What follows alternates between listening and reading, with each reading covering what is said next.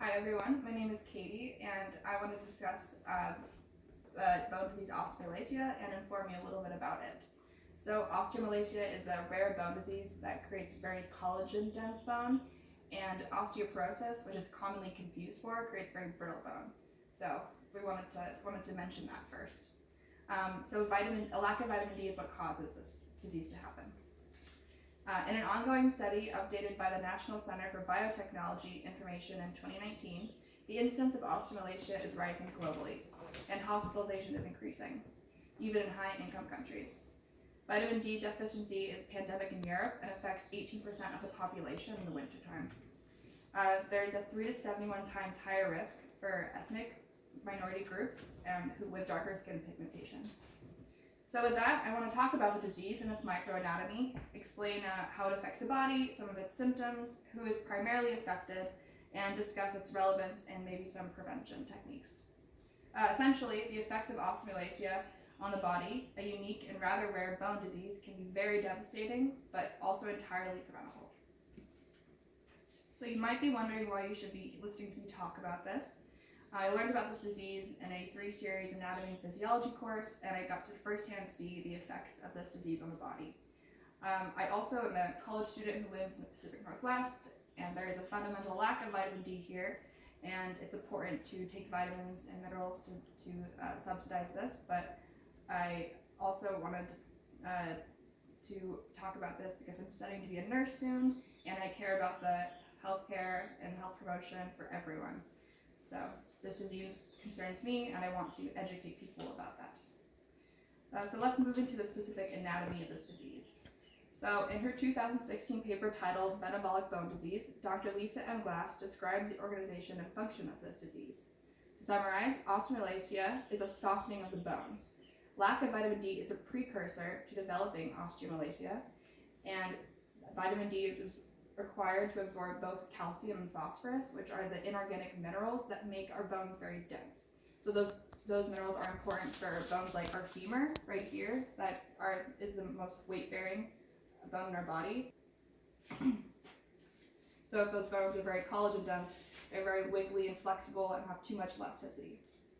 So in this new bone matrix, we would find more collagen but not phosphorus and not calcium.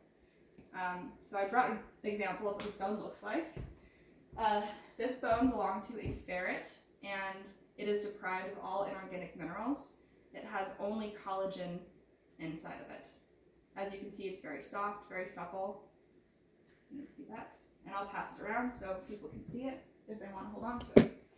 So that disease, while it's fascinating and a dead animal bone, is not in a human. The effects can be very devastating, and if we think about what that looks like on a person, can be very scary. So how does this disease affect the body? The dull aching pain associated with osteomalacia is most commonly affects the lower back, your pelvis, your hips, your legs, and your ribs. It's rarely relieved by rest, and it also decreases muscle tone and will create a waddling gait, which kind of looks like this. And that is cited by the Mayo Clinic in their 2019 paper. So, the risk of developing osteomalacia is highest in people who have both inadequate dietary intake of vitamin D and little exposure to sunlight and shortened daylight hours. People who are hospitalized or housebound are primarily affected. Vegetarians, people who struggle to absorb vitamin D because of surgery they might have had, liver problems or kidney failure. People who wear clothes that cover their entire body by choice or by force, and in areas where sunlight hours are very short. Also affected are children whose mothers had poor maternal health during pregnancy. So this affects not just physical comfort, but also cost of living and longevity. It will increase medical bills and most likely psychological pain. So finally, with this very disheartening information, let's talk about how simple it is for prevention. The Mayo Clinic indicates that we can reduce the risk of getting the disease by taking vitamin D supplements or eating food rich in phosphorus and calcium and vitamin D, and spending time in the sunshine. So what types of food are high in vitamin D? There's fish, salmon, and mackerel. There's yogurt, cereal, bread, and egg yolks. And that's good for me because I'm a very picky eater. So I like to have the variety. And those foods are also very widespread. So in conclusion, we must be mindful of the local and global spread of this disease. We must help our fellow human beings and ourselves. I believe we have an ethical duty to support healthcare worldwide. Encouraging supplement use and using educational platforms to inform people will help people who may not have the resources ready available.